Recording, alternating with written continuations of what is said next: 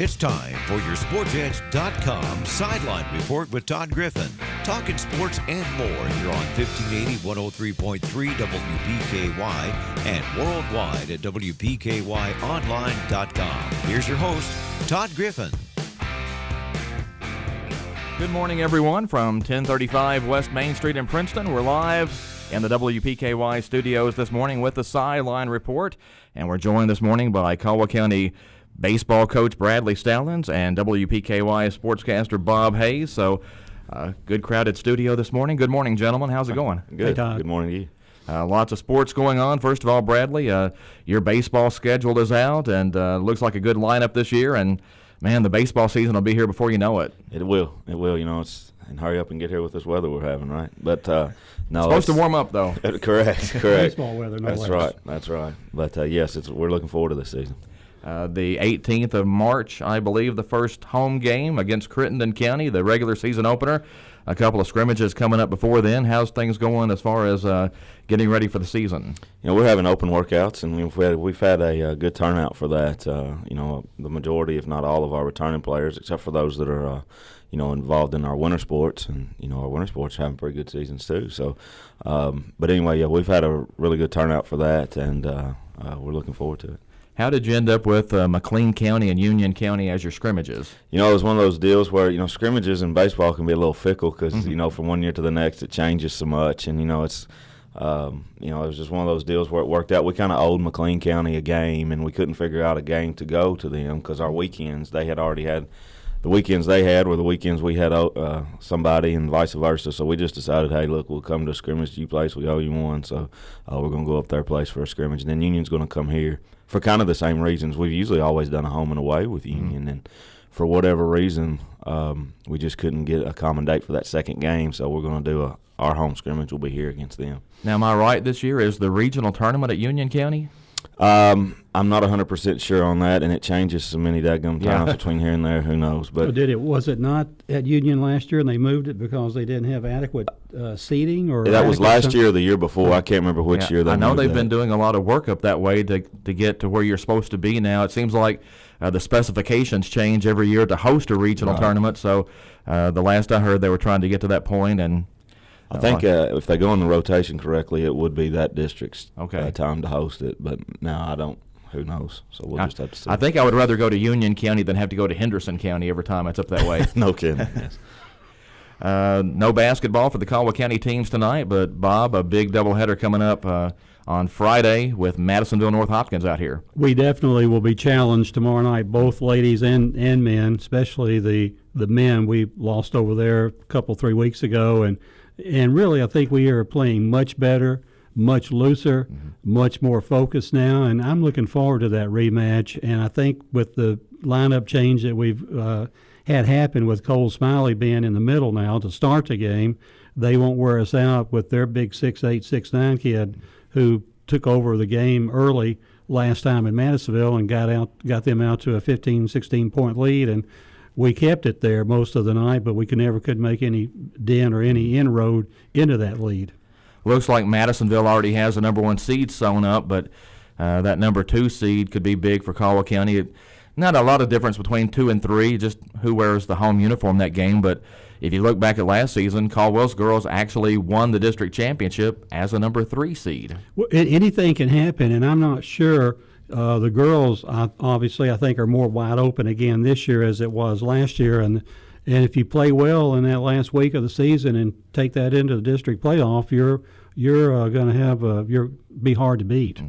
We've got lots more to talk about here on the Sideline Report. We need to get to a break right now, though, and we'll be back. You're listening to the Sideline Report on 1580, 103.3 WPKY. Get spruced up with quality mulch from Bashir Sawmill on Dawson Road in Princeton. We all know that buying mulch by the truckload saves money, and it's only $25 per load for dark natural mulch at Bashir Sawmill on Dawson Road, 1/2 mile past City County Park. Bashir Sawmill also buys standing timber and timberland. Give them a call today, 270-365-2330. That's Bashir Sawmill, family-owned and operated in Princeton for over 50 years. Since 1978, Perry's Floors & More has been selling, installing, and servicing homeowners throughout Western Kentucky with quality flooring and workmanship. Perry's Floors & More carries luxury vinyl plank and luxury vinyl tile. carpet, window treatments, and more. Brands like Mannington, Shaw, Tarkett, Beaulieu, and Flexitech. Quality brands, excellent customer service combined with 40 years experience is why they say you can walk on our reputation. See Bill and Lucy at Perry's Floors and More, 127 West Market Street, At Princeton. Adams Breezy Hill Farm Restaurant, Valentine's Day will now forever be affectionately referred to as Valentina's Day in honor of their beloved Christina, who passed away last year on Valentine's Day. On February 8th and 9th and February 14th, 15th, and 16th, they are offering an amazing Valentina's Day dinner for two. The special deal includes 1 appetizer, 2 prime rib entrees with choices of 2 sides each, and finishes with 1 giant piece of Christina's famous hot fudge cake topped with Pop's homemade white chocolate cherry ice cream. The Valentina package is $75.99. You're also welcome to order from the regular menu, and reservations are strongly recommended. One lucky couple will receive the Valentina package for free, so be sure to like and share their Facebook page for a chance to win this delicious meal. Winner will be announced February 6th, which is also Christina's birthday. And while you're visiting their page, the family asks that you please feel free to share your favorite memories or thoughts of Christina as they celebrate her life this year on Valentina's Day.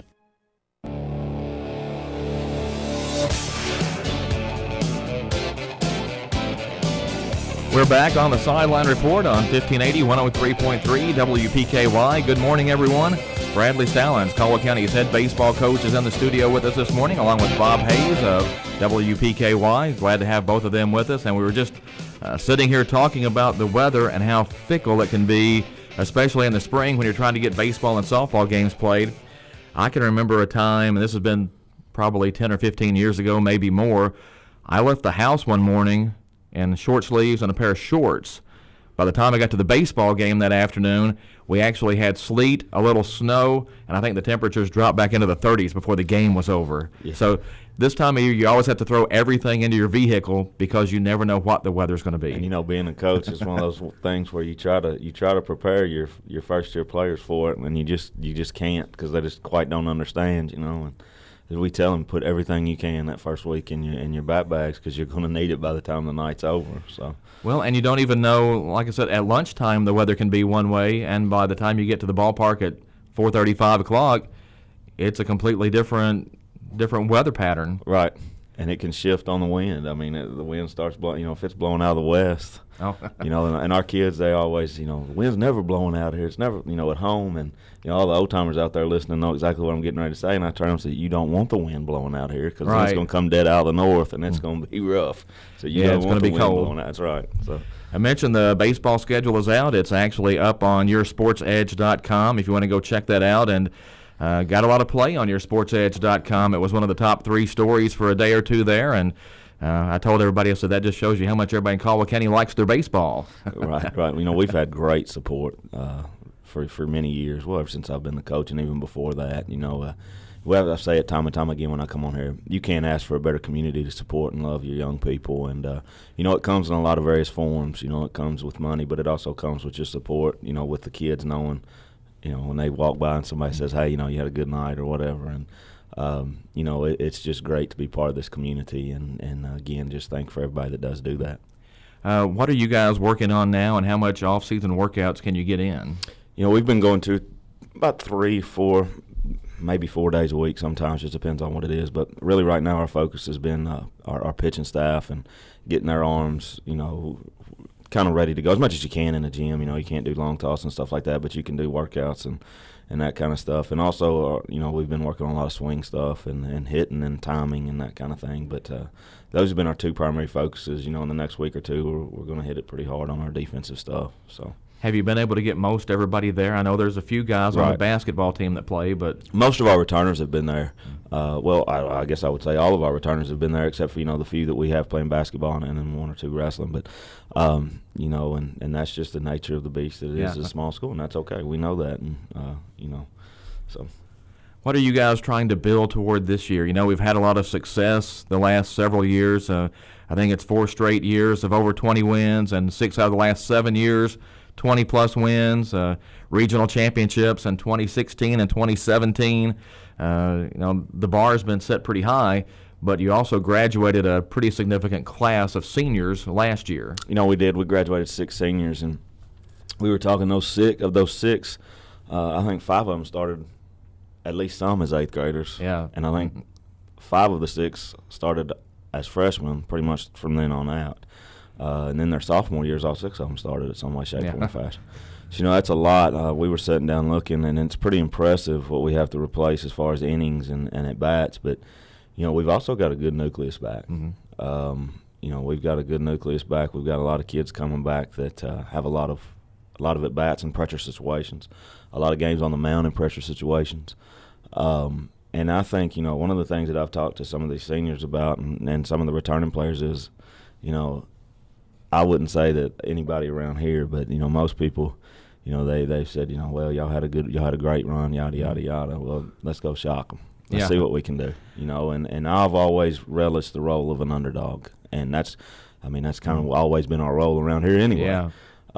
So, we're kind of comfortable with that, but we'll see what happens. But that's kind of been our mentality. Let's go shock them a little bit and see what we can do. And I was going to say that a lot of years we'd be looking at the class coming in and the season coming up and be excited because look at the guys we've got. But the run has been so good, and you mentioned the regional championships, and before a couple of years ago we had one in the program's history, and then we got them back to back. Right, and these kids are hungry. I think it's a really good group of kids. When you talk about Gabe, Gabe East, he's pitched some big games for us. Had to come through with some clutch hits for us. That second year we won the regional championship in 17. We're hard pressed to win that first game because he threw a complete game. One run. Yeah. And I think it was unearned. Yeah. And then got the game-winning hit in the bottom of the 7th. So he's come through in pressure situations. Then you talk, then you go on and you got Briar Riley. He threw some big games for us last year. Came back home for us. You got Easton Thompson. You got Oliver Parker. You got John Davis. You got a lot of seniors there that we're going to rely on. Then you got some underclassmen who've had a lot of take. Van Hoosier stepped in, and you can go on and on and on down the line. There's a lot more than that, but the guys that have stepped in and played a lot of pressure situations for us. We got some guys that maybe didn't get a lot of playing time last year that probably in any other situation in years we've had would have been starters for us. So, and I kind of want to add to that, Bradley, because I've watched us play the last 3 or 4 years by being on the radio. We probably had 12 kids that could have started last year, and you can only put 9 out there at one time, and those that didn't start got JV action and got varsity action, and I believe we're ready to go. And our pitching staff, as Bradley says, it will fall off. I don't think you can debate the fact that you lose to Shane Burns. It doesn't fall off, but at the same time, Gabe East, all those kids, Briar pitching well right now in preseason, and Cody Hallam, who's a flamethrower and probably relief man. I'm not trying to coach the team, but if you're a radio announcer, you get to be a part-time coach. Yeah, absolutely. As the saying goes. I've made a suggestion or two through the years. Sometimes they work. But no, you're exactly right, Mr. Hayes. And those guys that you were talking about, we've had 3 or 4 because Coach Joey East and Donald McGregor and myself, we'd sit there during JV games because it was time. It's a little more relaxed situation, and there were some kids that any other time would have been varsity starters for us. And, and those kids, to shout their praises a little bit, they never once said anything. They never once complained.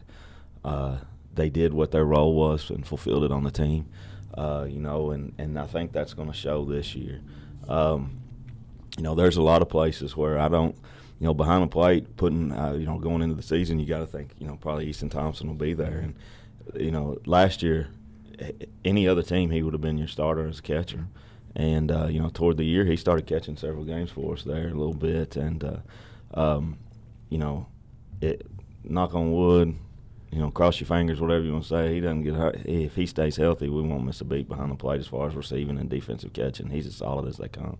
So it's just examples like that I'm looking forward to put out there and let those guys have fun playing baseball together. Well, and when you graduate a class like the one you graduated, there's just opportunity there for everybody else now. I mean, like you said, those guys have just been waiting because the guys ahead of them, a little older than them, were so good. I mean, you look at that senior class from last year, and 5 of them signed to play college baseball, and the other one probably could have if he'd wanted to. Right. So, I mean, that's a whole class. Yeah, the other one being Dylan Gray was state championship in wrestling. Right. One of our key guys on the football team who was just an all-around great athlete and just tough as nails. And those 6 seniors, they brought a lot of joy to me as a coach, and it was always, fun watching them play. But, now they've moved on to different things, and I've kept up with them, through the winter and through the fall. And, most of them have had really good falls. And it's going to be exciting to watch their next journey in life. But, it's also going to be really fun to watch this group. I think we're getting ready to put out there on the VFW field play this year too. So. Well, you just see where the bar is set. That last year, 23-7, and a little bit of a disappointment that it ended as early as it did, just because you had that run going there of playing in the regional championship and winning the region and getting to go not just to the state tournament but the All-A state tournament. That was a big thing, and 23-7 is a great year for most programs. A lot of places that would have been maybe a school record for wins, and here it was like, well, okay, yeah, let's get ready for the next season. Right, and that's okay, because as a coach, that's really what you want to build to as a program, and especially at a school like ours, as small as it is, with baseball, I don't want to harp on this at all, but baseball and basketball not being classified, you're fighting an uphill battle anyway, and to have that run of success, that speaks volumes to the kids that have played baseball and the dedication that they've had to the game and their willingness to sacrifice and do what needs to be done. And, hopefully, being a baseball coach, baseball's not the end-all, be-all in life either. So hopefully, that determination and that sacrifice and that transfers over into whatever their career path is, and being a father and a husband and whatever that is as they get older and go on into life. And I think it will. I really do. I know these guys put a lot of time and effort into baseball, though. Like we mentioned, it's not just showing up, end of February and playing baseball. Some of those guys work out on their own. I mean, they get together and work out. They have pitching coaches. I mean, it's a lot of time. This will be 16, 17 years coaching. The only kid I've ever had do that successfully, and it drives me nuts, is having a career year right now at Lipscomb University in the basketball team. We used to kid Eli all the time. He could show up, 2 days before the season started, because, when he played, they had those good runs of basketball, pick up a bat and hit 325, 340, and playing excellent center field. And, that's just kind of the kid he was. But anyway, yes, it's hard to do that, just pick up a bat and go. But we mentioned the All-A Classic a little bit, and unfortunately, you don't get a chance to get in there this year.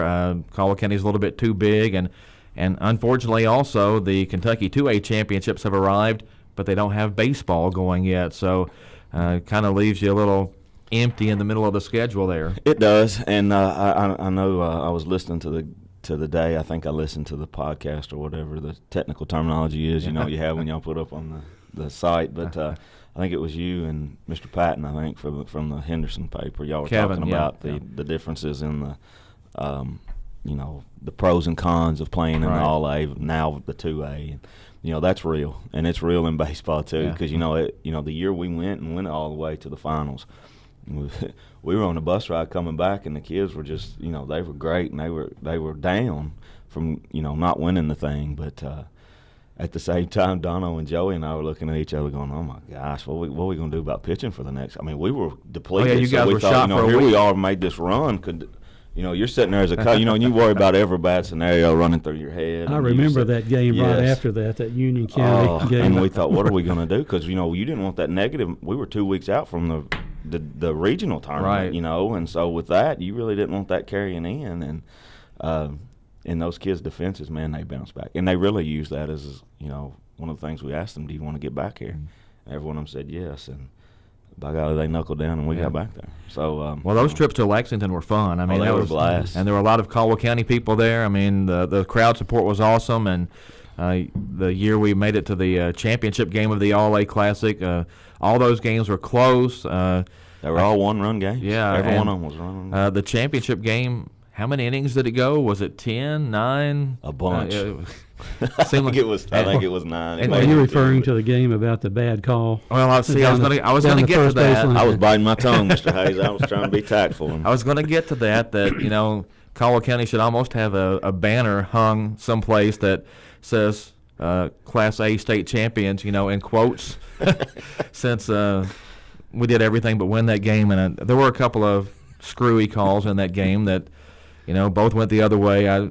Sometimes I think that's sports. Sometimes you wonder, but there were a couple of calls that probably would have made a difference in that game. And I know the New Orleans Saints are crying right now, but it wasn't as blatant as what we had witnessed in that game. See, I'm going to say that ball was tipped. That ball was tipped. As a Rams fan, it looked like it was tipped. But sure. The helmet-to-helmet probably should have been called, though. I mean, talked about that a little bit. Chris George was on the show last week, and we talked about the conspiracy theories and some of those things. And you always wonder when you see something like that. It wasn't that long ago, well, maybe a few more years than I remember now, but a national championship game in football came down to about the final play of the game, and there was you an wouldn't be talking pass. about Ohio State and Miami, would you? Maybe that was it. There was an incomplete pass in the end zone. One team was going to win. Wait a minute. 5 seconds later, here comes a late flag. I'm hoping Coach Aaron McClung is listening to you today, and we'll have a nice, lively conversation when I get back to school over that. But that's how much control sometimes the officials have, and not saying that anybody's doing anything wrong. It's just that a call can really have an impact on a game, and anybody that doesn't think so just hasn't been paying attention to sports. It can. I think you can ask the St. Louis Cardinals about that same situation 15, 20 years ago. Oh, yeah. A call at first base. That's been about 30, Mr. 30, Hayes. excuse me.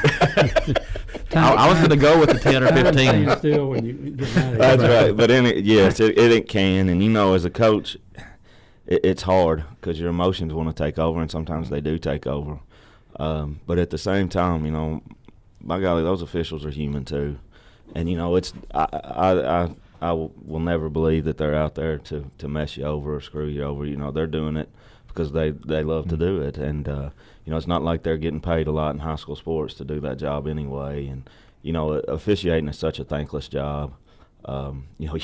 Any call you make that's bang bang, you're going to get half the group mad at you and half the group praising you. So I mean, you're in a no-win situation. So I guess, and I've never been in their shoes. I've officiated a couple Little League games, but I've never been in their shoes in a game that's of high stakes, and it's got to be rough. It really does. And but for the most part, I'd say 90% of the time, even at the high school level, 95% of the time, they're going to get it right. Most of the time, and there's going to be those few that you're going to remember forever, and that's just part of it. But then again, we have discussions at the high school. It's kind of what makes sports a little bit. Have you ever noticed though that everybody always complains about the call that cost them the game, but you never hear anybody going around cheering, going, "Man, we got that call! Great, we won! We won because of the call." Yes. No, nobody ever cheers that they won a game because they got a bunch of calls. But right. But talking about the officiating and not to get too far off the subject, I actually think instant replay has hurt officials because now everybody wants to diagram and go over every play. And I used to, when I was umpiring back in the day a little bit, it would bug me that there would be a bang bang play in baseball, and the TV guys would watch 8 different replays, super slow motion, zoom in, and you couldn't tell. And then finally in one, you could see that maybe he might have missed it, and they would go off. And I'm like, if it took you 8 looks at a slow motion replay to determine that the call might have been wrong, the poor guy on the field making the call saw it once at real speed and had the pressure on him to make the call one way or another. Without the different angles. And, I was listening to the radio this morning. It was the Clay Travis show, and I think he had Ron Jaworski on there. And they were talking about that in the NFL, about how, they're stopping the game so long, and then it's taking 5 minutes. And college has always been that way since they review everything, and they made a good point. They said, if it takes you more than a minute, then you don't have 100% conclusive evidence. And that's one of the things that, if football in high school is it's getting funny because now you have these schools with this what they call huddle sideline, so you can upload the play in real time. You see it on the sidelines. Oh, really? Yes, where you have the TVs and stuff, and it's getting kind of interesting, I think, in some parts of the state where you see that play, 5 seconds later you see it down on the sideline, so you have feedback on whether or not it was what was going on. But then again, I don't know how real it is for a high school to do that because, number one, where are you going to get all the cameras? Right. Where the camera angle's coming from? And, do you really want to slow it down? I mean, at some point, you just got to play the game and you got to get in the flow of the game. But, again, like you said, not to get off the point, but it's just going to be very, very tough, I think, for high school to ever go to that. I would love to see replay, and I like the idea of replay so that just a really bad call can't cost a team a game, the Saints and Rams withstanding, but I don't like it when they sit there and 5 minutes later you finally I've always said, you get 2 looks at it on replay. If it's not wrong, play ball, call stands and let's play ball. Right. Don't sit there and look at the play and zoom in and slow it down. And if you can't tell in 2, maybe 3 looks at the play that it was a wrong call, then let's go, play ball. Right. And the thing is somewhat irritating to me is now we have that in basketball, especially down toward the end of the game when they've got to go look at everything, 5 minutes, 10 minutes, and then this flagrant 1 situation now that's being called late in the game where you look at the tape and go back and assess that cost Vanderbilt a basketball game a week and a half ago. But certainly almost cost Kentucky a game against Auburn 2 weeks ago. But they always say indisputable video evidence, but they change calls when the video isn't clear sometimes.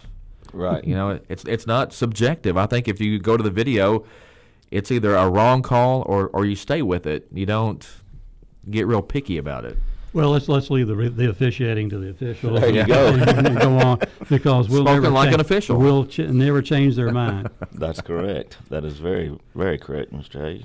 We're talking with Bradley Stallins, Caldwell County's baseball coach, and Bob Hayes, WPKY sportscaster, on the Sideline Report this morning. Need to get to a timeout here, but we'll be back. Even more sports to talk about as we continue on the Sideline Report on WPKY. Here's your WPKY Weather Edge Weather Center forecast. Cloudy skies are going to start your day, then become mostly sunny, and I can't believe I'm getting excited about high of 33. Chance of snow overnight with an overnight low around 36. Scattered showers tomorrow with a high of 44. Mostly cloudy tomorrow night with a low around 37.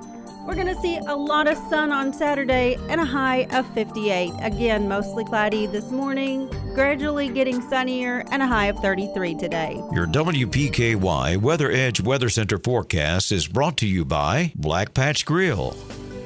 This is Donnie Baker, owner of Audible Hearing Center, and I am surprised that so many people still haven't heard about our new office location here in Princeton. That's right, the best hearing aid in the world is now available in the Princeton Plaza. If you're experiencing hearing loss, call for a free hearing test, 270-554-1900. I'm Donnie Baker, helping you hear well at Audible. Happy 2019, Penny Rile Electric members. It's a new year, a clean slate. And you know what else? It's a great time to update your account information with Penny Rile Electric. Update by April 30th, and you'll automatically be eligible to win one of several prizes, like a 43-inch flat-screen TV and one of 20 $50 Penny Rile Electric bill credits. Update your account information with Penny Rile Electric today at any office or online at PRECC.com. Penny Rile Electric, your touchstone energy cooperative.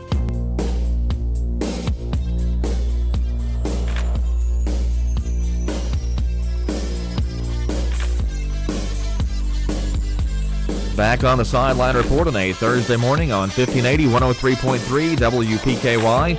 This is Todd Griffin of your Sports Edge in the WPKY studios this morning, talking with Bradley Stallins, Caldwell County's baseball coach, and Bob Hayes, WPKY sportscaster. And guys, I've always learned there's 2 things you can get talking about and you can go on forever, and one is the classification thing and one is officials. You can almost do shows just on those 2 things, but getting back to what we're talking about, the baseball season coming up, and Bradley, can you believe, by my count, this is your 17th season coming up as head coach? It's kind of unreal. My wife and I were talking about this, a couple days ago, actually. And, no, I really can't. And, you look back and you think about the guys that you've coached, and it seems like they're, the 16 years ago guy.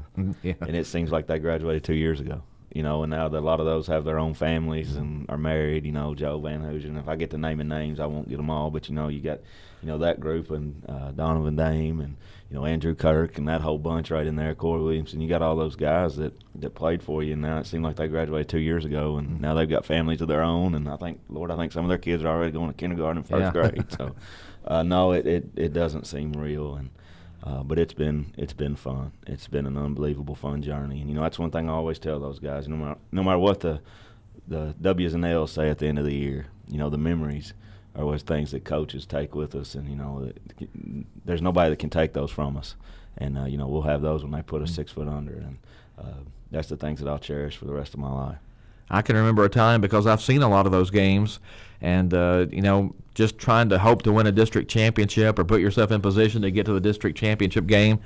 And now you sit here again, by my count, 7 straight district championships, and that's in a district that, you know, back in the day when you were in the 5th district, it was a lot of smaller schools. When you got moved over to the 7th district, now you've got larger schools in Madisonville, North Hopkins, and Hopkins County Central. And Madisonville was kind of the big dog in this district until this run started. Right, and you know that's one of the things we've talked about. I think you and I have talked about this several times, not on the air, but just you know, talking. And you know when they moved us there, you know, it was kind of a deal like, well, all right, you know. But at the same time, it was one of those things where you thought, well, this is going to be tough. So we got one or two choices, you know. And I talked to some of the guys that I've relied on over the years, and they said, well, you know, Bradley, you can either just whine about it, or you all can figure out ways to compete. And that's one of the things that it's made us do is compete. And you know, those first couple of years, just don't lie, it was rough. You know, Hopkins Central, when we first moved into this district, was tough, and they were really tough. They were coming off some good runs. They had the Cartwright kid that went on and caught. I think he started 3 years at Murray State as a catcher, and they had a couple more guys that were really, really good. And you know, Madisonville was good, very good. They were deep. They had 2 or 3 kids. They had a qualifier for Player of the Year our first couple of years we were in that district. And, you know, it was tough. It was very tough. But, you know, one of the things that we've done is that we've just tried to keep competing and, you know, find ways that give us some advantages and that kind of thing. And also, I mean, we've had such a good run of kids. I mean, it's just been unbelievable. The run that Caldwell County's had in athletes, and really in all sports, in the last 8, 9, 10 years has just been phenomenal for a school our size. And baseball always comes back to pitching, and you guys have had a pretty good run of pitchers coming through, and not just guys that could throw a little bit, but big game pitchers. Right, and you know we've been fortunate. We've been very fortunate. And you know some of those first year teams where we got put in that district, you know, I thought – here I go again. Yeah. We're going to talk about officials one more time, Mr. Jason. No, there not really, but there was a couple games there where, you know, if we get a ball bounced here or there, a call go our way here or there, we end up that regular season. Really, I can think of one game in particular where we end up the regular season district champions, and you know, in the district we're in, that's a big deal, because that 2-3 game is going to be close no matter what year you're in. It's going to be tight, and so. That was a big game for us, and if we'd won that game, we'd have won the regular season district. You know, with seeding the district, you're number 1 playing a number 4, and there's a big difference in that playing a 2 and a 3. So anyway, there was some good years even in those first couple years when we got moved over to that district, and you know the ball just didn't bounce our way a couple times. Talking about the district, I noticed on the schedule this year, all the district dates are Tuesday, Thursday, double headers of sorts. You know, you play either there or home Tuesday, and then the reverse on Thursday. What kind of thought was given for that? We started that last year. That's something we kind of wanted to do for several years now. But in order to do that, it takes a majority vote, so it would be 3 out of 4 to do that. You can't just up and do it. And when we did it, we weren't really sure if we wanted to go Monday, Tuesday route or go, you know, Tuesday, Friday round or whatever. So Friday, Saturday. Right. So Scott Marks and some other guys and myself and kind of sat down. We didn't sit down, but we just emailed back and forth what would be the best thing to do. And that's kind of what we came up with. And every year we rotate, like who you play the first set, then who you play the second set and the third set, and you just kind of rotate around that year. And, you know, this year it just happened to be the rotation to be us in Madisonville, that first rotation. Yeah, and it's like really early in the season, too. Yes, it's very, very early in the season.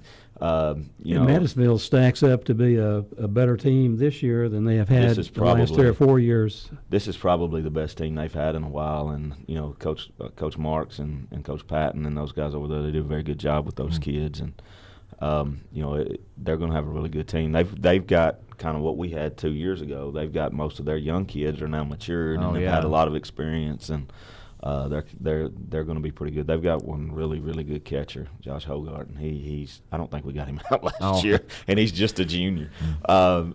He's a really good catcher, and yes, Mr. Hayes, they're pretty good this year. So. Yeah, I was going to ask who in the district this year was going to be the big challenge. I knew Madisonville was going to be pretty good.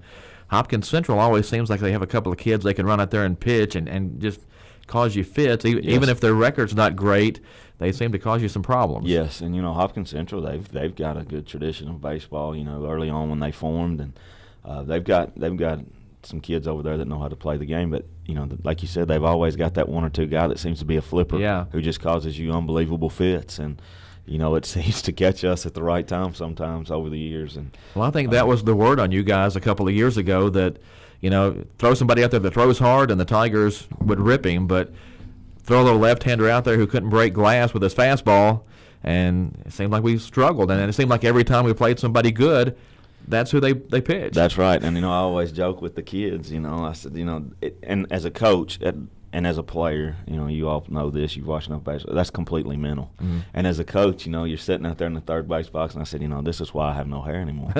Because you're sitting there and you see us, that 90-mile-an-hour guy, we're going gap to gap on. And then they throw a guy out there who couldn't break, he couldn't break glass if it was already cracked. Yeah.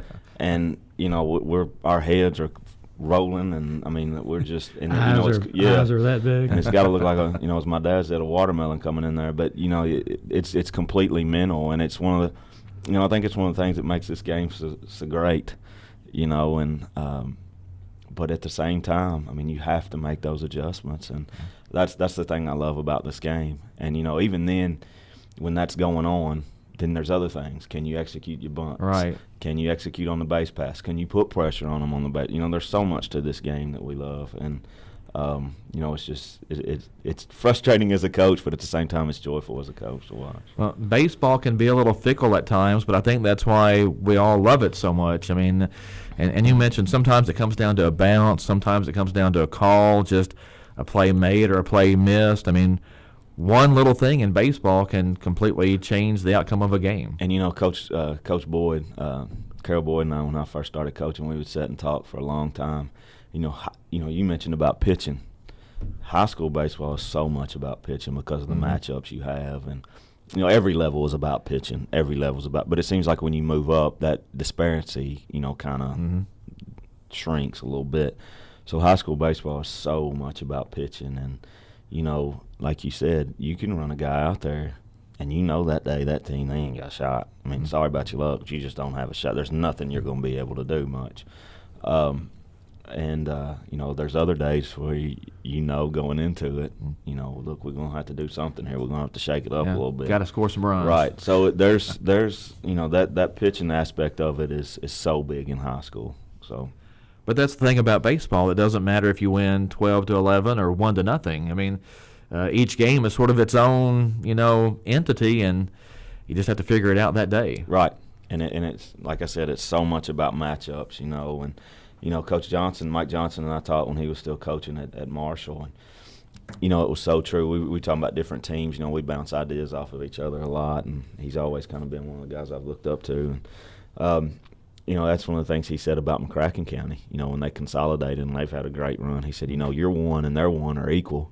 Yeah. You're 2 and they're 2, there's a little bit of difference. They're 3 and you're 3, there's a big difference, and that's what gets you in the regional championships. And that not to go back to classification like you said, but that's where it's such an uphill climb for schools. We can run 1, probably 2 out there on most years that are going to give us a chance to compete against anybody. And that's what when we go back and look at that 2016 team. That's what was so awesome about that championship game. We had to run Josh Young out there, who hadn't pitched a starting game since I think the week after spring break. Yeah. And he'd thrown some, but he hadn't started a game for us. And Dono and Joey and I sat down and talked and said, look, we're just going to have to give the ball to the guy that competes best. And this guy's a Bulldog, so let's hand him the ball. And look what he did. And again, that's what you look at in this game. And I know there were people that I dearly love came up to me, and after we beat Henderson that game, Union County had our dugout after we got done, they said, there were some people who were saying, they don't have any more pitching left. They don't have. Right. Well, they may have been right. Yeah. Except for the fact that Josh Young is an unbelievable competitor and athlete, and. But you had to do what you had to do to beat Henderson in the semifinals. Correct. It doesn't do you any good to save him. You're right, because you have no next day if you don't go ahead and win that game. So that's always the situation facing coaches going into the regional tournament. And you mentioned the big schools have an advantage because they just have more people to pull from, and they're going to have that depth. But every time you go into a regional tournament, you have to figure out who are we going to play in the first round, who might we play in the second round, and set your pitching accordingly because, Right. And I know she's not listening because she's at school, but my wife would probably be chuckling because she could tell you after that draw that night, I don't sleep. And she said, I wish we had a pacer on you because there's no telling how many steps you walk around the house, in the house, and everything else, because that first game is such a big deal. Right. And again, going back, you got two philosophies. You either throw your ace and win the first game, and that's okay. Yeah. But then, the way it's set up now, that's fine. But with the pitch count rules, he ain't coming back on Wednesday. Right. You can try to finagle it, but if it's a close game and you pull him out and something, so you're looking at all those different scenarios. So there's different philosophies. I don't know that one's right or one's wrong, but I do know the formula that we've used for 2 years, for those 2 years, worked for us. And last year was just a difficult draw. Yes. That Union County team had played you tough for a couple of years anyway, and they were almost due to break through, and just a little crack here or there, and they took advantage of it. And we're talking about bounces. Yeah. And that one, that play's played 100 times in my head. That the ball that was hit kind of in the 6-hole to Noah's right side. I'm going to sit here and tell you that ball was hit. That ball looked like it hit the runner. Sweet. Yeah. And but anyway, the ball from the radio off. booth, it did hit the runner. You could see the ball change direction. It was a little bit of a funky bounce, and it didn't bounce our way, and that kind of set us back on our heels a little bit. And then we had the daggum 50 rain delays or whatever it was for an hour. But the Tigers had just gotten the momentum back, it seemed like, and were trying to come back in that game.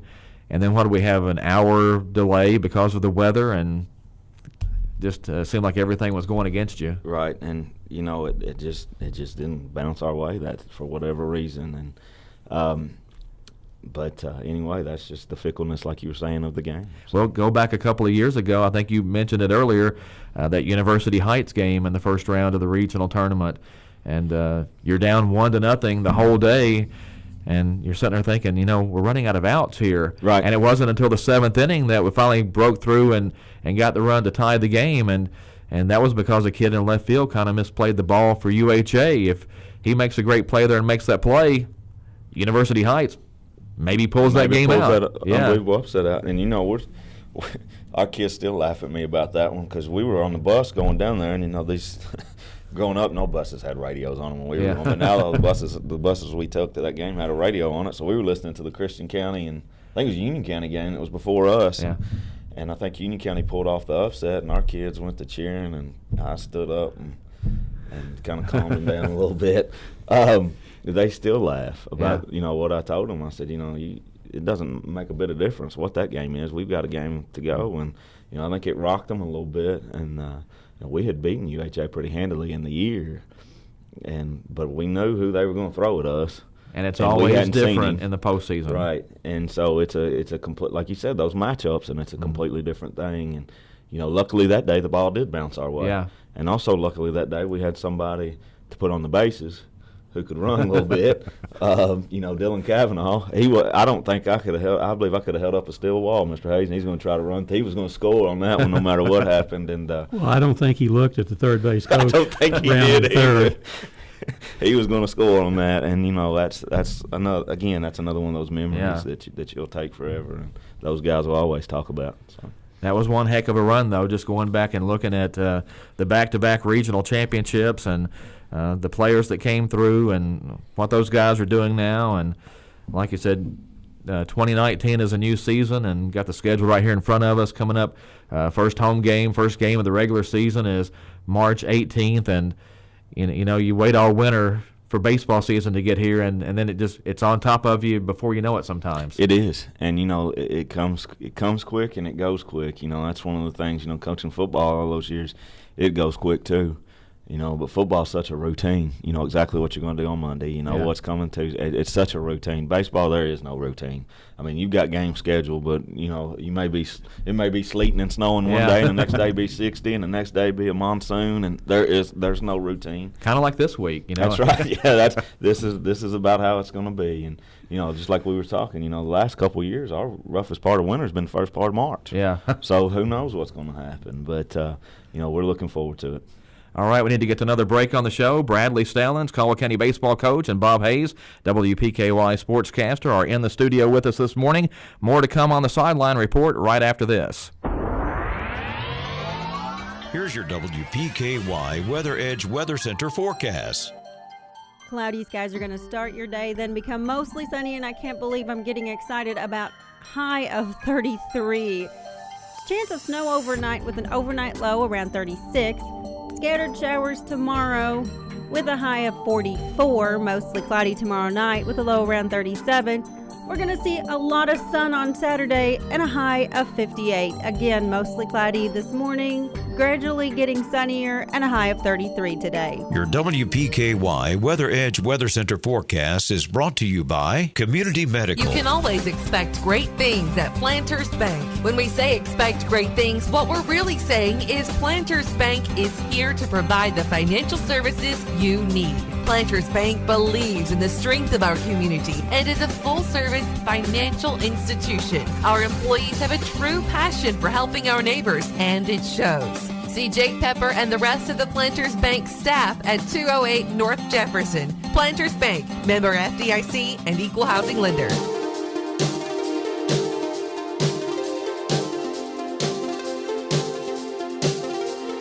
The Sideline Report continues on 1580, 103.3 WPKY. Glad to have Bradley Stallins and Bob Hayes in the studio with us this morning, and 3 Cardinals fans in the studio. I mean, that's right. We could have sat here and talked Cardinals baseball all day, but I'm not sure how long everybody out there would have stayed with us. That's all right. The Cardinal guys would have. That's right. These newfound Cubs fans probably would have left, but the Cardinals guys would have stayed. Or these Brewer fans. Yeah, they're coming out of the woodwork, aren't they? Yeah, I'm speaking to Bruce now.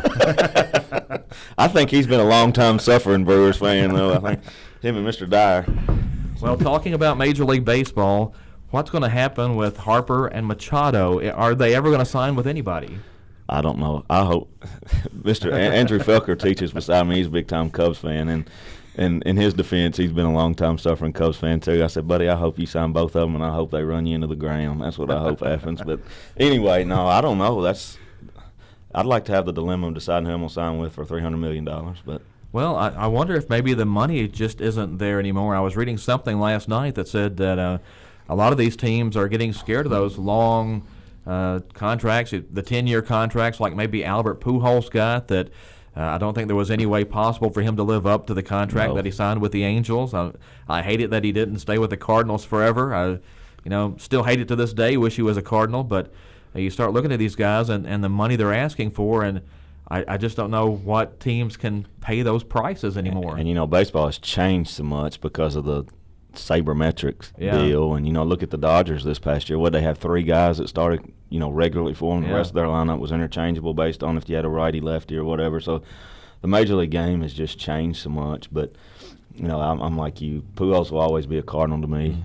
I was a little ticked when they didn't sign him, but now I'm glad they didn't. I'm pretty sure he'll go into the Hall of Fame in a Cardinal shirt. I hope so. But maybe the best thing that happened for the Cardinals was him not signing the offer they put forth. We the guys out at the high school in the mornings will sit around and shoot the bull and laugh and cut up.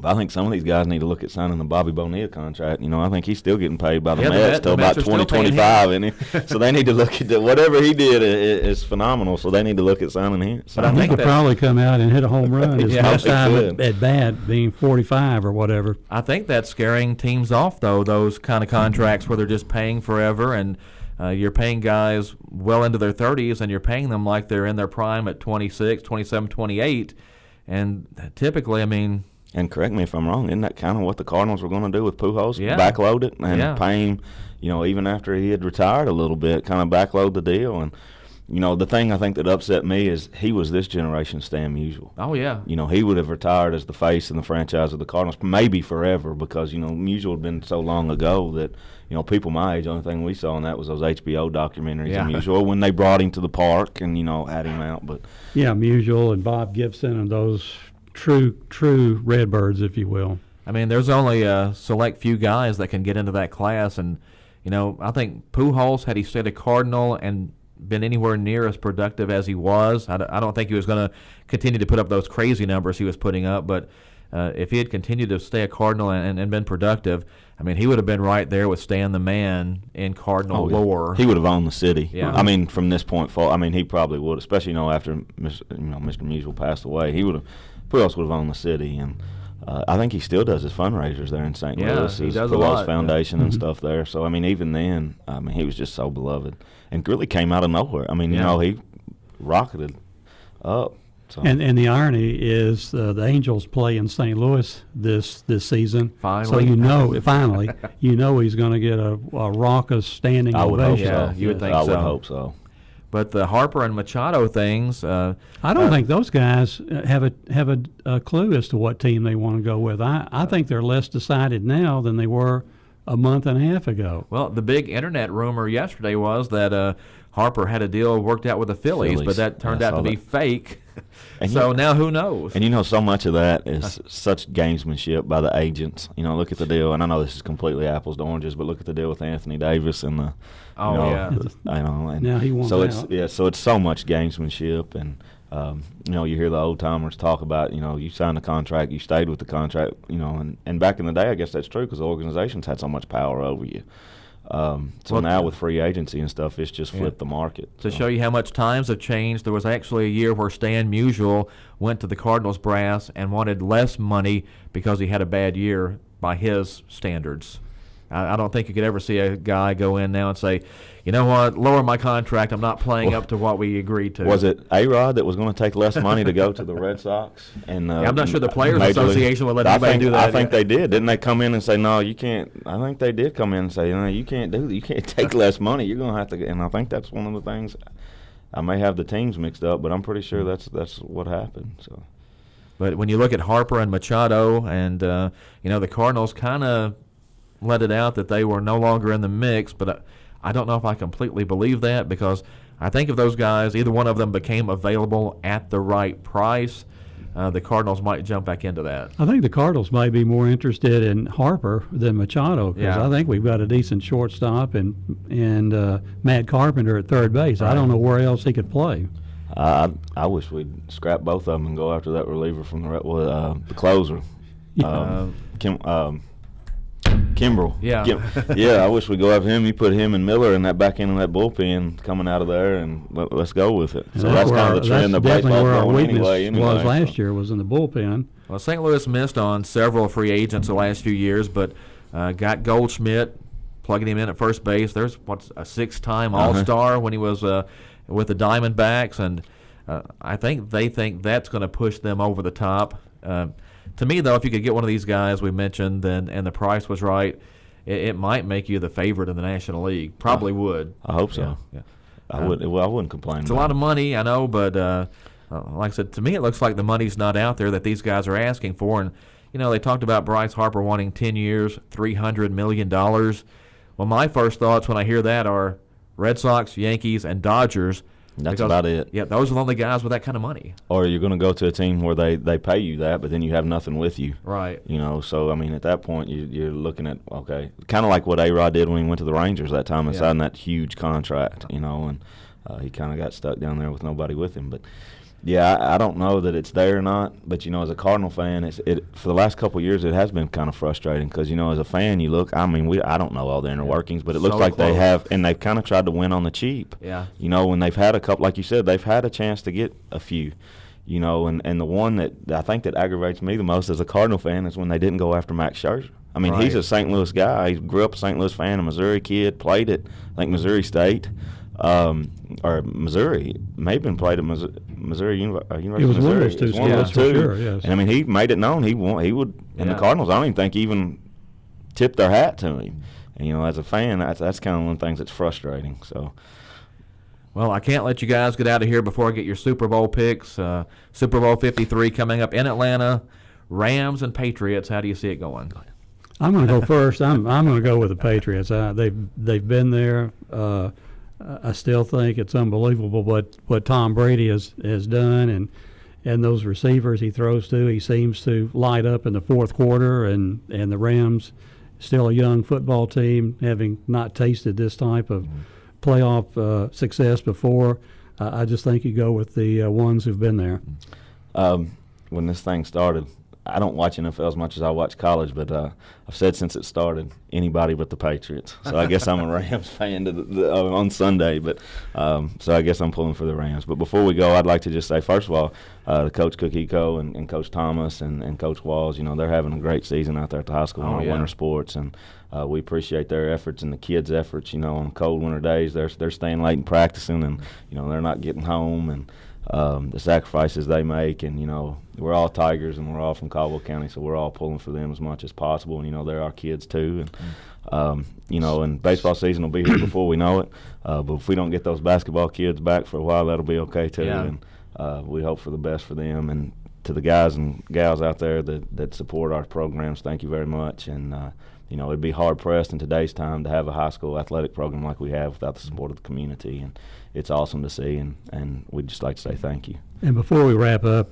Todd, I want to say on behalf of the radio, it's a pleasure for Dennis and I to be at those games, the girls, the boys, football games, the baseball and softball games that are to come up here in the future, and we get to see a lot of sports, and we also revel in the tradition that Caldwell County has stood for here the last 50 years, and it's a joy for us. We'll be with the baseball team and the softball team this spring, as we have the last 4 or 5 years, and we won't be covering the first week's game because we're committed to the Optimus radio auction, but after that we'll be traveling all over God's creation, so to speak, and my second home in Morton's Gap. I might have to spend a couple, 3 days over there. Seems like I'm in Morton's Gap 25 times a year.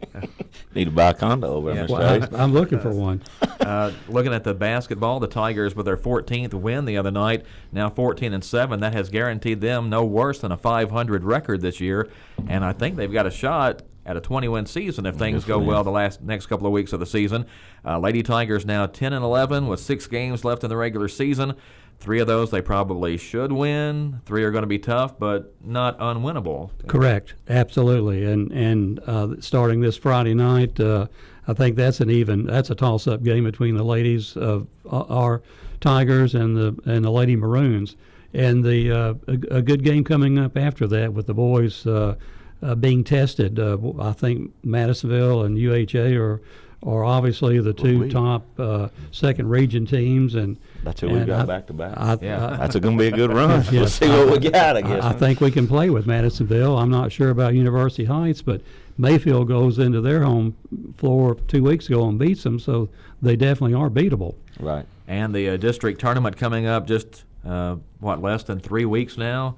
At Hopkins Central, so we'll get to spend some more time over in Morton. I might get that condo before that comes that'll up. Be so fun that'll be fun to watch. Nights over there. And the one thing before we go too, the softball team is working hard too. They've been coming in after us, and they're going to have a pretty good squad this year, and they're going to be fun to watch. So anytime y'all get a chance to go out and watch those girls play, man, they're dedicated and they work their tails off and get after it. How close did they come to a regional championship last year? Boy, that was a fun game. If they could have pulled that game off, and that was a heck of a run through the regional tournament. I know, just talking to those girls at school, they're a fun group, and they're hungry. I wish they'd go get them a regional championship. Another year they've worked their tails off. Older and stronger. Those girls are going to be really, really tough this year and tough to handle. Right. Coming up Friday at the Cab, we've got the Madisonville doubleheader, and as everyone mentioned, that will be on WPKY 1580, 103.3, and WPKY online starting at 5:45. Bob, you and Dennis will have the call at about 5:45. Saturday, the girls go to Mayfield. There's no WPKY coverage of that game, but we will have a recap later, photos and video available online at yoursportsedge.com. And I think that's the last game, Bob, of the season that we won't be covering, right? That's correct. That's the last one. There's a night in there where the boys play University Heights and the ladies play home. Right now we're covering the home game, but that could change depending on what the situation involves. Well, I really appreciate you guys coming in today, Thanks braving the cold weather to come in, and just looking forward to baseball season. It can't get here quick enough sometimes. No, I mean, was it Rogers Hornsby that had the quote that said, what do you do during the winter when it's cold? And he says he stares out the window and waits for spring. That's right.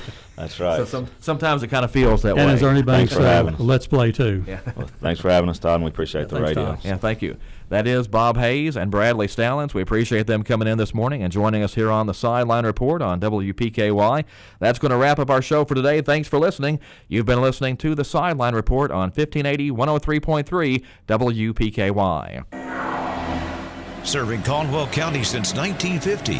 We're 1580 103.3 WPKY Princeton.